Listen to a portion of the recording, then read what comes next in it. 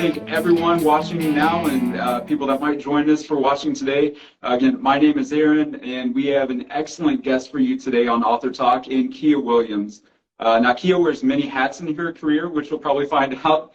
She is a presenter, program specialist, business leader, podcast host, personal trainer. I think the list goes on and on. And she was actually awarded the IDEA Fitness Instructor of the Year Award in 2022.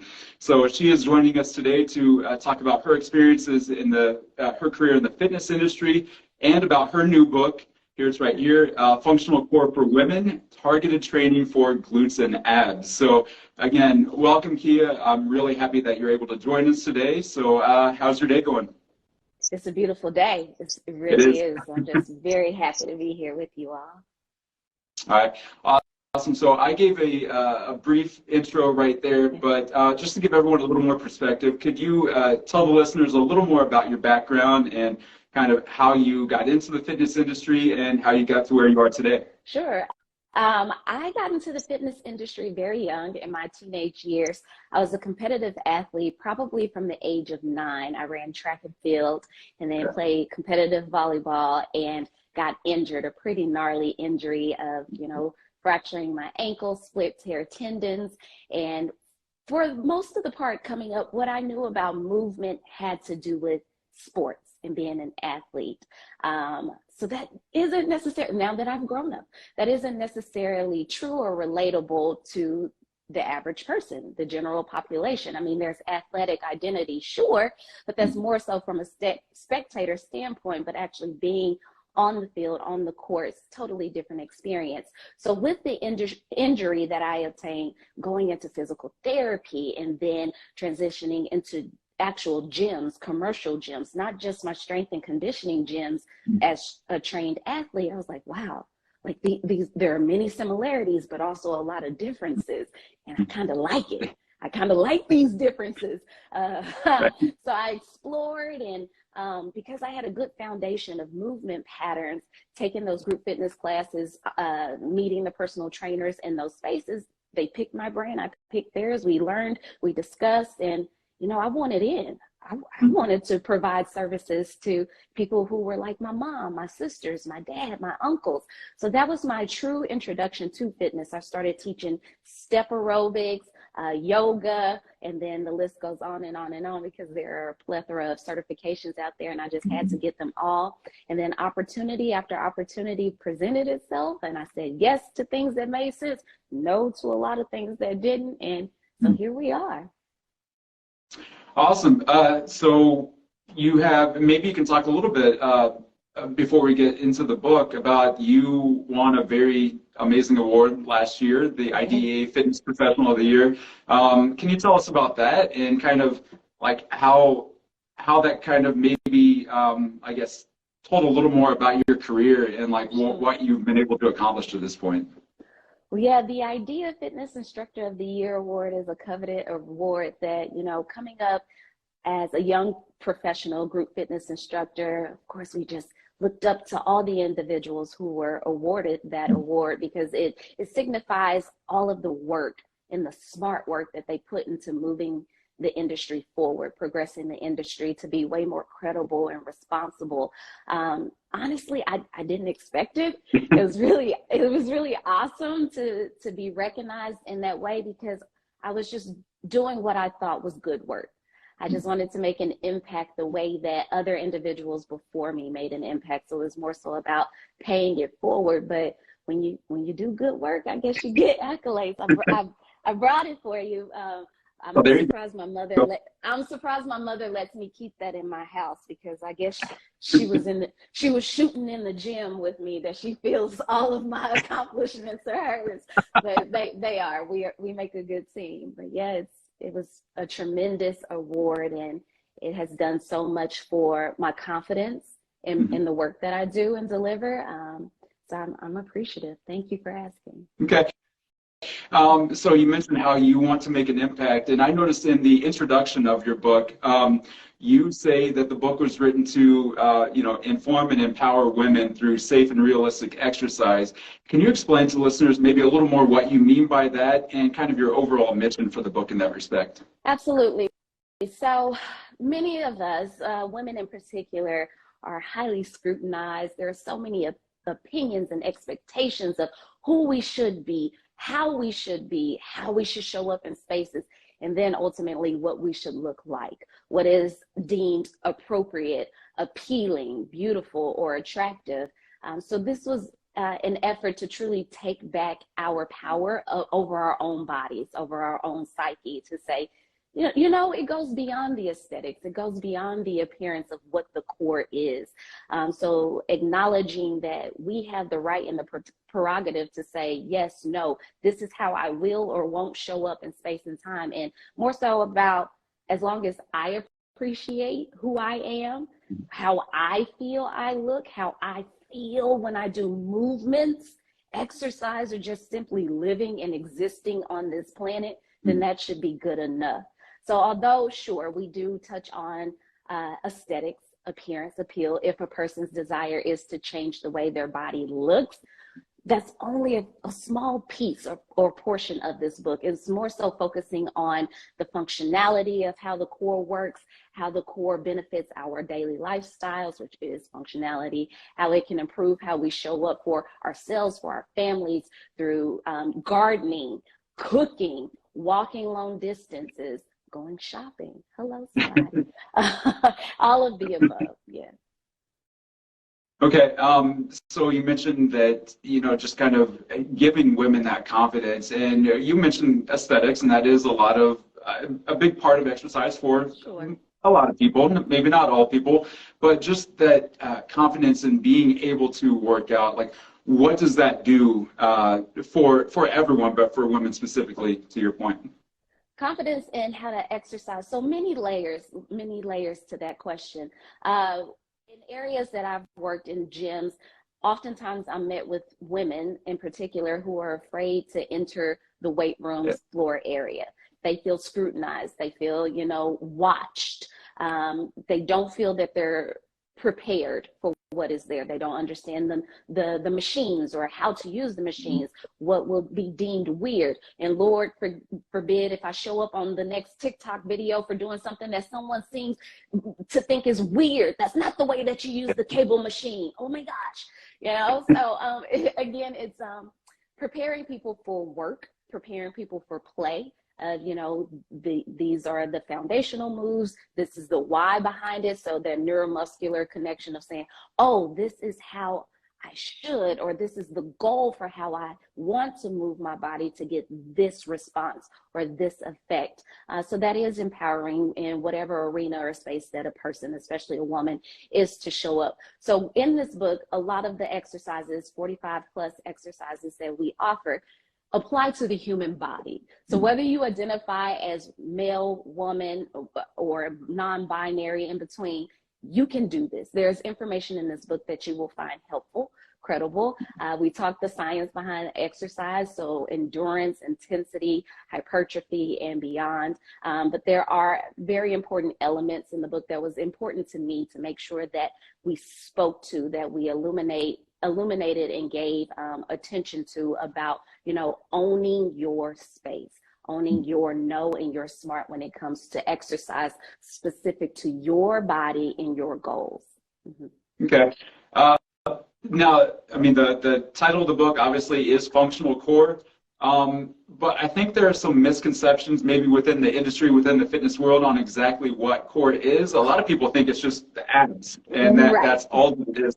But you go so much further in explaining exactly what you mean by cores. So can you just define that a little bit for everyone?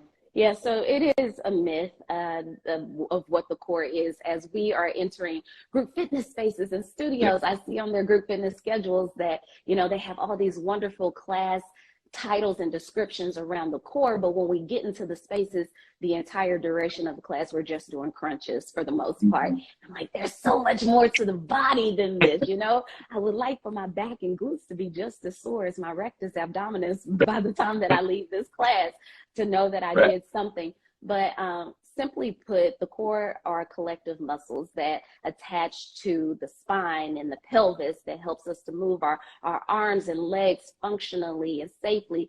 So in my quick elevator speech when I am delivering a class on core, activate your entire abdominal walls, the muscles of your back, as well as your glutes, any of the muscles that you perceive to attach to your hips and your spine, to stabilize them and to allow you to move functionally and effectively. Let's call it your core. Right. I think I like that you said right there functionally, because I think that is a big part of it. Like we already mentioned, some people train for aesthetics, but really, and I've seen this in my own experiences, whether I'm training an 8-year-old athlete or a 75-year-old woman, there has to be some functional component to that. So could you go through, like, what are some of those benefits of training the core functionally, whether that's that, I can let you get into it, but like a posture and different things like that are going to help you. Absolutely. So you answered the question for me there. Stop stealing my thunder. Stop stealing my thunder. But allowing us to stand taller, prouder, finding length within our makeup, but also length and longevity through our life. So core, I mean, I don't know if this is polite to talk about, but the muscles used to help us, relieve ourselves, deliver babies, cough, sneeze, vomit, defecate, all of the things about. It's all part of it. I'm such a lady. It's all science. It's whatever. Online, science online. But help us to prevent injury, especially from common day slips, falls, trips. Being able to rebound for those types of things. Having a stronger, more active core that has that quick response to activation when we are knocked off balance helps to prevent or mitigate us from actually hitting the ground and becoming truly injured or breaking things. So those are things that we really want to talk about with our clients, or even within ourselves, about the functionality of core. But what some people don't know, and they're really intrigued to know, your core is active and working even when you're standing, even when you're walking. So just common things that we may take for granted on a daily basis. How you ride a bike. Oftentimes when we're done riding the bike and saying, oh, my back hurts. Ooh, but if we kept that core intentionally tight, supported, just think about how we would have alleviated some of that pain. So now that we know better, hopefully we do better, we perform better in our daily lives. So what are some of the questions or comments that you usually get if you're, presenting on this topic, or if you're teaching a class on core? What are some of those questions, or maybe the misconceptions that you hear most often when it's related to the core, I guess? Yeah, most commonly, not so much so when presenting in person, but even more so online. What my clients tell me what they've received online, because there are 6+ billion people active online, especially on social media channels. So that's where people are receiving their information, what they view as credible information of what I should do here and there. But that's not always right, unfortunately. I wish it was different, but it's not. So a lot of our clients are receiving information that is harmful to their bodies, because fitness is not, or exercise is not one size fits all, but they see one person who they aspire to be like, whatever that means, be like, look like. They're like, if that's what they're doing, that's exactly what I'm going to do too. No, this person's body may be able to move in that way that some experienced professionals may deem safe or unsafe. Maybe it's not right for you. So myths around what are, simply put, what I said before, what we should or should not look like, who says what's sexy or appealing and what's not, but also the core being your six-pack abs, rectus abdominis. And when we just talked about, is way more than that. It's not just your six-pack abs that, allows you to have the most amazing or improve athletic performance. There's so many other parts, muscles that work in unison that allows us to meet those goals. But around the glutes, I can buy it. Well, yeah, you can if you got the resources and the access to it. But why? Why do you want that? And in 10 years, 15 years, 20 years, do you still want that? And what could be the medical repercussions of that? There's so much more information to be developed that we don't know yet. So why dive completely in? Not being judgmental of that. It's your body. Again, it's your prerogative. Do what you need to do to make yourself feel better. But also people feeling that, the myths that if I do 1,000 crunches, I'll get the results that I'm looking for. Maybe that particular exercise is not most appropriate for you or your goals. Let's dive deeper. Let's think smarter. So in a nutshell, those are just a couple of the myths. But if you read my book, wink, there are other things that we can debunk together. And there are quite, she's absolutely correct for anyone listening here. Yeah, she does go through multiple myths, explains facts, misconceptions on all those. So yeah, very good plug there. Definitely get the book for that. So I want to go ahead and go to, you kind of touched on personal goals a little bit. Why, maybe you can expand on that a little bit. Like, why is that so important for everyone? Why everything probably shouldn't be cookie cutter when it comes to training and fitness? Right. Why everything should not be cookie cutter? Because we are not cookie cutter. You versus me with you. What works for your body will never work exactly for my body. If I just plugged and played exactly what you were doing, it won't work. And vice versa. Yeah, you can't be as fast and as strong as me, Aaron, because you're not me. But things that people don't always take into account, your sex matters. Yeah. Genetics. Hello, somebody. Genetics matters in how our body responds to exercise. Your history when it comes to fitness or even sport conditioning, exercise, your level of fitness involvement, that matters to how your body will respond to what is being given to you. That's why SMART goals, personal goals, are personal to you and only you.